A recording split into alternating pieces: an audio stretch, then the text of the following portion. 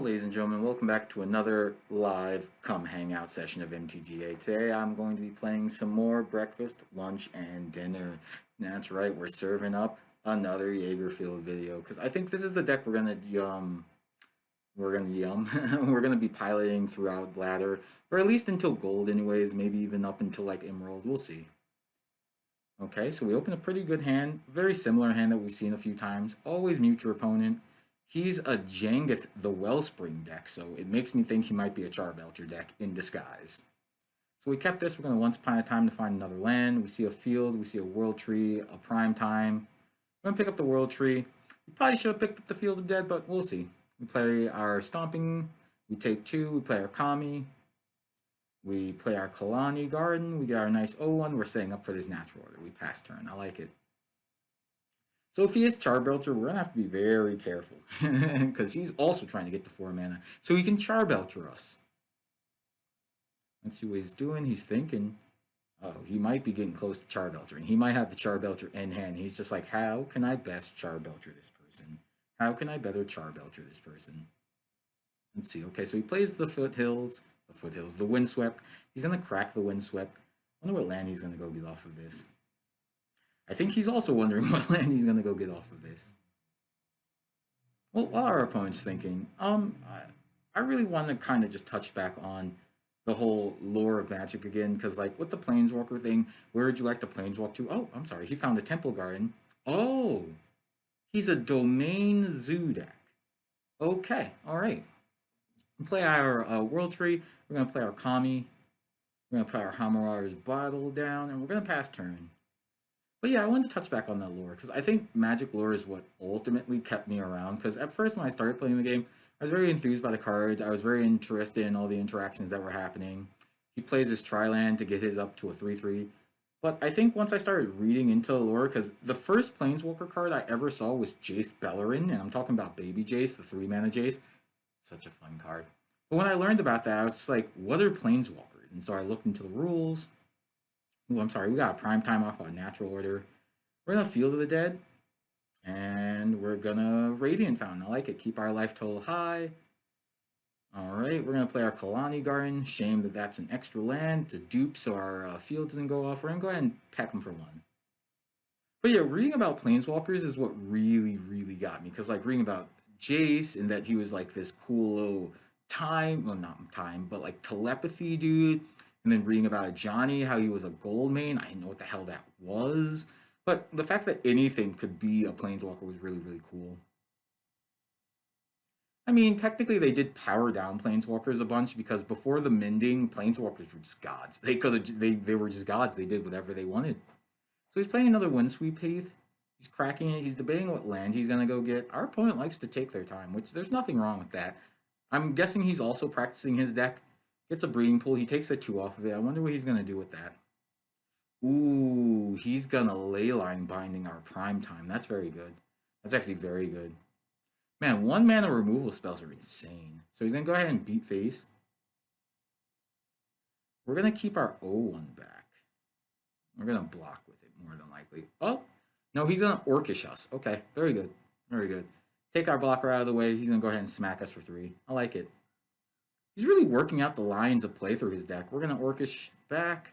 And Orcish is Orcish. We drew another Kalani Garden, which definitely not doing us any favors right now, but it is making us chump blockers, so that's something to keep in mind. We're going to go ahead and swing, see if he takes the 1. He's looking over the board. He's tinking. But yeah, no, I think Planeswalkers before the mending were definitely stronger than Planeswalkers now. And just, I don't know, I really like Planeswalkers as a concept. Being able to go from plane to plane to plane, and not even just that, like how a Planeswalker even becomes a Planeswalker. Your spark has to be ignited by something very emotional or something very traumatic. It's kind of like, it's almost similar to like how a Mangekyo or how like a Sharingan has to be awoken. Something traumatic has to happen. Like, take for example, let's use Jace for again.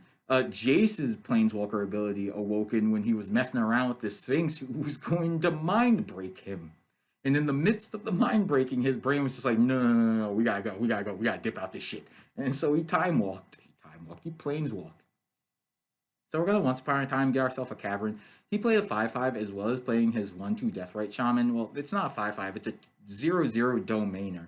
Because he has 5 basic land types, I'm sorry, not basic, he has 5 different land types, he has a 5/5 on board. That 5/5 is very good for the domain deck. Ooh, another Leyline Binding. Very good. He's targeting our 2/2. I like it. Getting rid of the zombie. He's whittling our board away. He must have like another Orcish. Yep. It must have another Orcish because that's why he didn't target our Orcish. I was like, he got rid of the zombie. Could have got rid of the Orcish, but much better option to get rid of the Orcish that way. That way I don't have any option of like getting rid of his Leyline. He swings in with the boys. I respect it. The parade's coming to town. He's officially clocked in. And so this is why this card's so good, because it either loots, it discards you a card and draws you a card, or well, it's not looting, it's reverse looting, because you have to discard and then draw, while looting is draw and then discard. And then its secondary ability, if you choose not to do the reverse looting, is it lets you exile a card from the yard, which for 2 mana that can become a 5/5, that's a really good ability. And he's kicking the crap out of us. he's treating us like God on Sunday morning, just not answering our prayers. So we just drew a land off the top. It was a fetch land, so at least we get 2 zombos out of it. Let's see if we can bring this back somehow. He plays a Ragava. Really good monkey. Really good pirate. I don't think I'd want to be a pirate. Being a pirate kind of seems like it's mid. I'd rather be a wizard. Because, like, bro, you get to have a tower that you get to float up to. Your mana never is out, bro. And, like, being a pirate's kind of whack, bro. We get scurvy. That's cool. That's fun to look forward to. So he's debating if he's singing in the squad or not. I think, yeah, it's a pretty decent attack. He's going to go ahead and exile something because he has nothing in his hand to discard. Uh-huh. What you going to pick, big bro? He's going to pick our natural order. Very good, very good. Just in case we have some way of recurring it. I respect it. Okay. We're going to go ahead and crack our Bloodstain so we can get another blocker out here. We're going to go get a Stomping Ground. We're going to have it enter tap because our life total matters here. Ooh, another good one. Liliana, her Planeswalker ability came to because when she had made this deal to save her brother's life because her brother was dying of some like unnatural disease. And so she made this deal with the Raven Man to bring him, not bring him back, but to save him. But the Raven Man tricked her ass real good. He just bopped my board. That was insane. Very nice, good block, good turns on his turn. But because the Raven Man lulled all over her and just absolutely did a nasty gamer move on her, her brother became a zombie. And after seeing that, oh my god, she lost it and she just plains walked away. We draw another fetch land, which is our Wooded Foothill. I'm gonna go ahead and crack it, see if we can do something. We're at 2 now, so I don't remember what other lore do I remember when it comes to the walkers. I don't remember Chandra's walker lore. Ugin is a dope one. Oh, and that's the game, ladies and gentlemen. Domain beat the heck out of the Yaren boys. That's alright. We get to learn more about the losses that we take from that. What did we learn there? We learned that Leyline Binding is insane. How could we have better played around that? I think if we had picked the Field of Dead at the beginning over the it wasn't the Kalani Garden. No, it was. Over the Kalani Garden, that second Kalani Garden would have been a much better play. But anyways, that's how that unfolds. And next time we're going to be doing some laddering with the Aaron Yager deck. Thank you for hanging out with us on Come Hang Out. Y'all have a great day.